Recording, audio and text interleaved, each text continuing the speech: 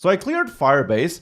Now we can work on the orders page, which of course is empty right now. So first of all, with everything fixed, let's place a new order for our standard burger here. Let's enter some contact data into the field.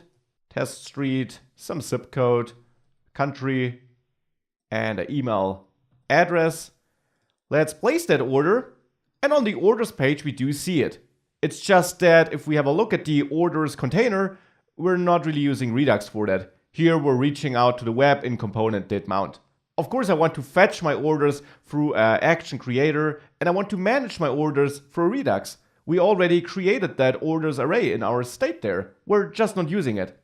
So let's start with the action creator. And for that, I'll start with the action types.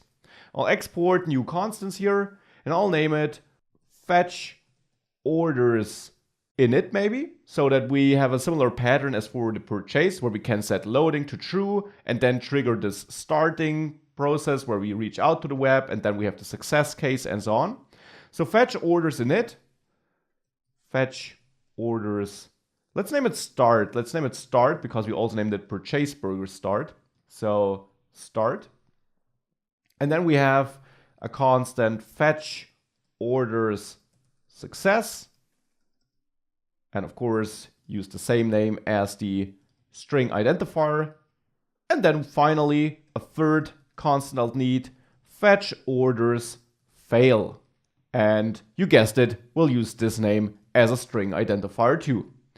With that, we got the action types. Now in my order.js file in the actions folder, I want to create the action creators. So I'll create a couple of new constants which hold functions.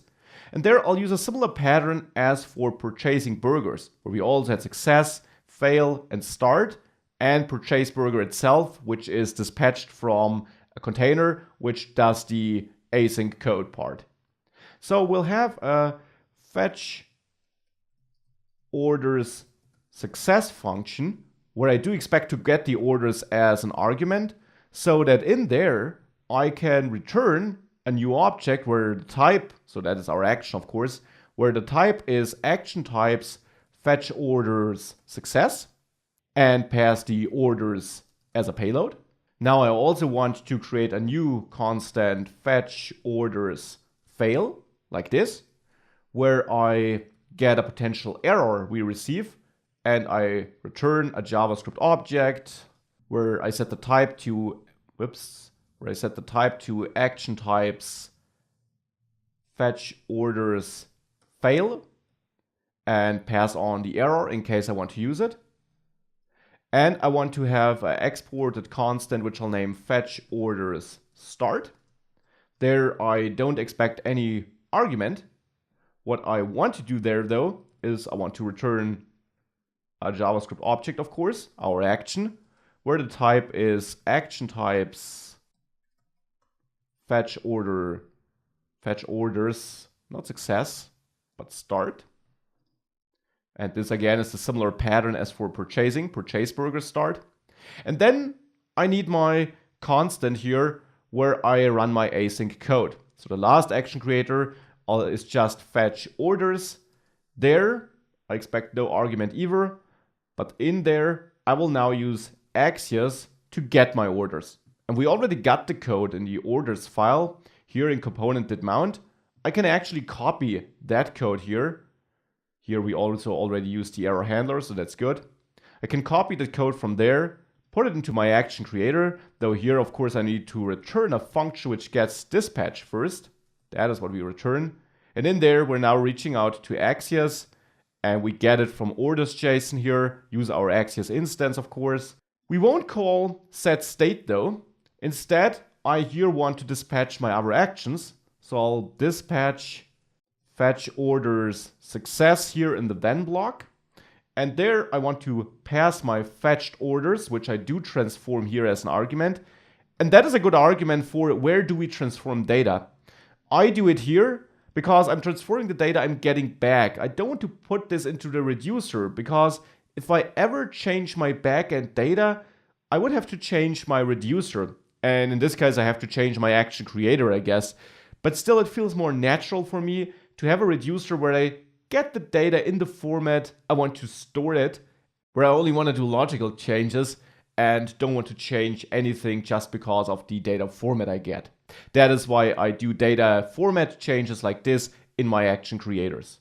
So the fetched orders are then passed on to the fetch order success handler. I don't need to pass on loading here because I can set this right in my Redux state. And then here in catch, I want to dispatch fetch orders fail and execute this, of course. And I want to pass on my error. So with that, we're handling this. Now, of course, the next step is to handle all these new action types in the reducer too. So let's head over to the order reducer. And there, I now want to add a couple of new cases in front of the default case. The first one is action types, fetch orders, start. In there, I obviously will return an updated state where I copy the old state. And there, I also want to set loading to true. It's the same loading property we use in the checkout page, but we're only either on the checkout page or the orders page. So it's fine if we reuse the property on both pages. That's the only thing I want to do here in this action. The next action type is the success case, so that we have fetch orders success. Here, of course, I want to store the orders I fetched. So I'll get my state and I'll set orders equal to action, and there the property name was just orders. We can confirm this in our action creator in the order file. There we dispatch fetch orders success, and in fetch orders success we have our orders property. So this is the orders property we can extract in our reducer, therefore this one. And these are the orders already, if you have a look at the transformation function, in an array format. So we can store that in our array. And the final thing I want to add to this update here is that I of course need to set loading to false. And now I of course also need another case, action types fail. So fetch orders fail. There I'll also return a JavaScript object where I copy the state. And we could handle the error. We could store the error in an error property here, but I don't want to use it here. I'll do simply the following. I'll set loading to false here too, because even though it failed, the loading at least is done.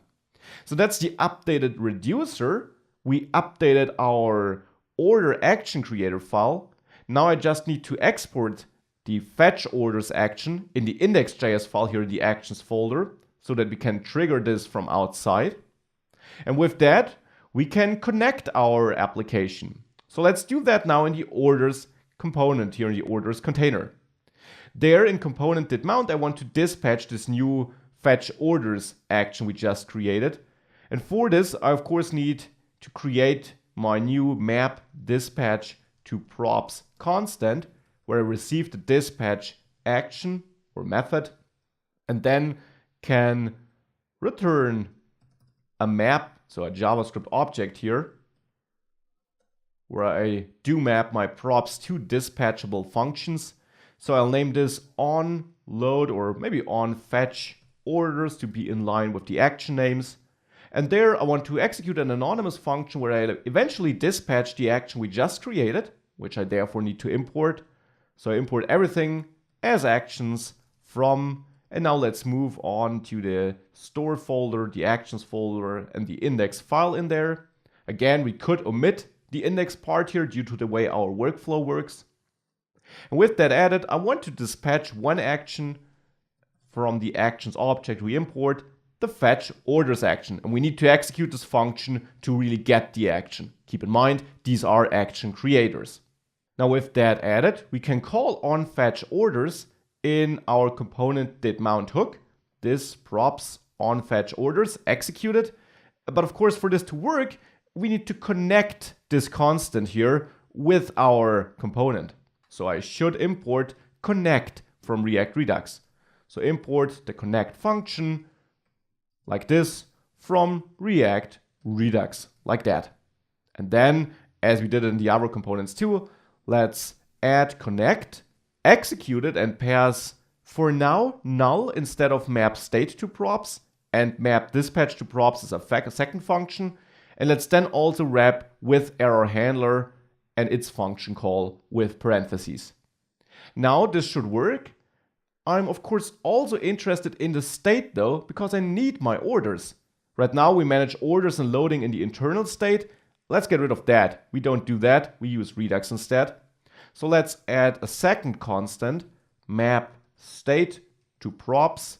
I get the state here and I return a JavaScript object where I do map slices of the state to props.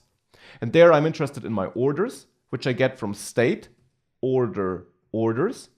With state order, I'm reaching out to the order reducer. And with orders, I then reach out to the orders property in the state of that reducer. And the other piece is the loading state. Here, that is loading, that is state order loading. And now with that, I can pass map state to props to my connect function too. And then we can use our orders. So here we don't use this state orders, but this props orders, just like that. And if we wanted to show a spinner, we would have to import it. So we can import spinner from, and now let's reach out to our components, to the UI components and to the spinner there. And let's use this loading state. I'll create a new variable, loading, orders. And this should be my spinner initially, but then I'll add a if check. If this props loading, if this is not true, so if we're not loading, I'll render this instead, this map. So then orders should be this JSX code here. And since it's not wrapped in any HTML element, we can just write it like this. Now down there, I can safely output orders. And I should get rid of this curly brace here. So with that, if I go back to my application and I reload the orders page, I get my orders, but I never see the spinner. The reason for this is that in our order action creator file in fetch orders, we never dispatch fetch orders start. I need to do that, of course, to set loading to true. So right at the start, I'll dispatch fetch orders start, execute it. Now if we save this, we see, well, it's so fast, Firebase is too fast, but we see the spinner for a fraction of a second. And we can confirm that fetch order start was accessed here. So with that, we're now fetching the orders through Redux. We're managing them in our store. And we do manage them both when we place an order and when we visit the orders page. Side note, since we always load orders when loading the order container, it doesn't really matter that we also store an order on a successful purchase. In the order reducer, purchase burger success, where I store this new order, that doesn't really matter because we load orders from the server anyways when we visit the order page. But we can confirm in our Redux dev tools that we do store it before we fetch it from there. And it's of course nice to know how we could store a new order programmatically without reaching out to the server in case we needed that on some other page too. So with that, the orders page is also working. Let's now have a look at our application, see if everything works before we have a look at what we can improve.